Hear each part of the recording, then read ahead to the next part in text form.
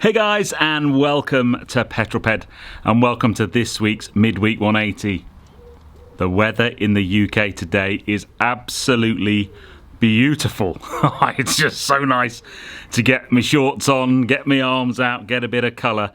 And I have, over the last few days, had a little bit of a break from YouTube. It was my birthday last weekend, so a massive thank you to all of you who sent me birthday messages. It really was very, very lovely. But I on purpose didn't open my Mac for 3 days. No editing. I did do a little bit of Instagram and a few replying to comments, but I tried to take my foot off the gas just a little bit, have a bit of a break while Mrs. Petrol and I went away. But I'm back on it now, and I couldn't not bring you my Midweek 180. If you've not seen one of these before, this is my midweek update where I bring you my news, views and information about current reviews, all filmed in one take. I'm going to put 180 seconds in the bottom left-hand corner of your screen. And that's it. A very simple format. But before we start, I have a question. I've been thinking for a while now as to whether or not I carry on doing the Midweek 180 every week. And the reason for that is I have so much content that I want to bring to you. And I really think 3 videos a week, Monday, Wednesday and Friday, they're nicely spaced out. It works quite well. We're taking a break from Cycle Sunday at the moment, as you know, while we compile and film new and very exciting stuff. But sometimes the Midweek 180 slot, I actually think I could bring you some really cool content. And what I thought I would ask, as it's as much your channel as it is mine, as to what you would think about me changing the format slightly and maybe only doing a Midweek 180 every fortnight. The other reason for it is it's just been really quiet on the new car news, and I'm almost feeling like I'm struggling to get content in to fill up a Midweek 180, and that should never be the case. So the proposal, and I would love to see what you guys think, so please put it in the comments below, is that I make the Midweek 180 every other week, and then I actually put a proper video on a Wednesday. So you'll basically be getting, 1 week you'll get 3 full Petrol videos, and the next week you'll get 2 videos on Monday and Friday with a normal Midweek 1 update in the middle. Because I do want to keep you up to date with what's happening, and this is a great forum for me to do that, and a great way for me to link and really get to know you guys and interact with you guys. And I wouldn't want to give it up completely. So I'd love to know what you think. Anyway, we best get cracking with the Midweek 180, otherwise it's going to be like a Midweek 550 or something. So, without further ado, let's get cracking, shall we? I shall start my timer.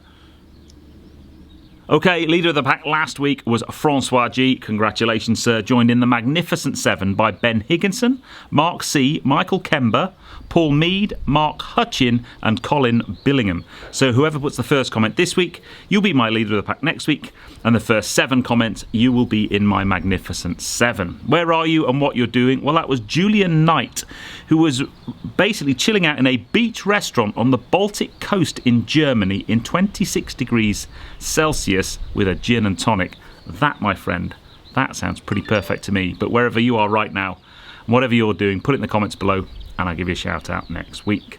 Last week's question was any kind of motorsport that you would love to try that you haven't done so already. 2 ones that I think I might have to have a go at. Banger Racing, and then someone mentioned the Toyota Igo football that they did in Top Gear a few years ago. I would love to know how much that football match cost. A lot of money, I think. This week's question is, what's the best kind of motorsport red letter day that you've done? You know, where you go and do these, I know, Ferrari driving experience or drift school. For me, it was actually probably the Caterham Drift Academy or the Phil Price Rally School. I think bang for buck, money for time in the car, those 2 were really, really good. But I'd love to know any that you've got. Keep an eye on my timer. F1, did you see the race from Baku at the weekend? Oh my days. It was all going really well, and then Pirelli tyres started to fail. So obviously Stroll and then Vestappen had high-speed tyre failures at probably best part of 200 miles an hour, which would have been a bit of a squeaky bum moment, I'm sure.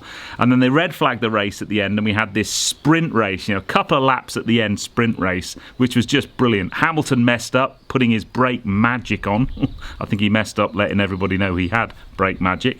And then brilliant to see Sergio Perez win. Big fan of him. So to see him now get in the Red Bull and really get to grips with that car, I think it's fantastic news. Good to see Vettel on the podium. And Lando Norris, another good performance there from Lando. But where was Valtteri Bottas? That guy seriously needs to up his game, I think. New car news this week. There was some teaser shots from Vauxhall of the new Astra, which I'll put up while I'm talking. It kind of looks quite funky. It reminds me a little bit of the Renault 5 teaser shots that were put up, I don't know, 6 months sometime last year. But I remember it's 41 years old now, the Astra. My favourites were the Mark 1 and Mark 2 GTE, especially the Mark 2 with the red top and the digital dash. Awesome cars, but this one's going to be the first Astra to be electrified. And then very briefly as well, this is a full-size Lego Lamborghini Sian. Fantastic. 400,000 Lego elements in that model, and it weighs 2,200 kilos, which I find absolutely fascinating. And then this Friday's video at 6 o'clock is the Cupra Formentor. Now then, considering I can't actually see the readout on my timer from here because of the sunshine, I think I did pretty well there. Yes, so this Friday at 6 o'clock is the Cupra Formentor. The first brand new car from Cupra. Other cars in their range have kind of come across from Seat. And I had it a couple of weeks ago and ran it for a week. It was a Cupra press car, so my first car from Cupra directly. And I have to say it was a very, very impressive car. I won't give too much away because I want you to tune in on Friday.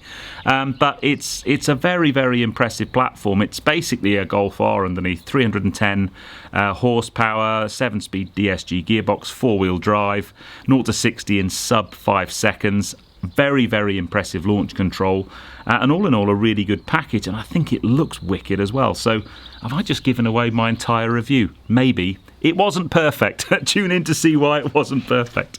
But yeah, anyway, I really want to know what you think about this shift in the channel. I just think I've got so many amazing videos that I haven't brought to you yet. They're in my to edit file. Always a nice place to be when you're a YouTuber, by the way. And I've got loads and loads of stuff planned over the next sort of 6 to 8 weeks.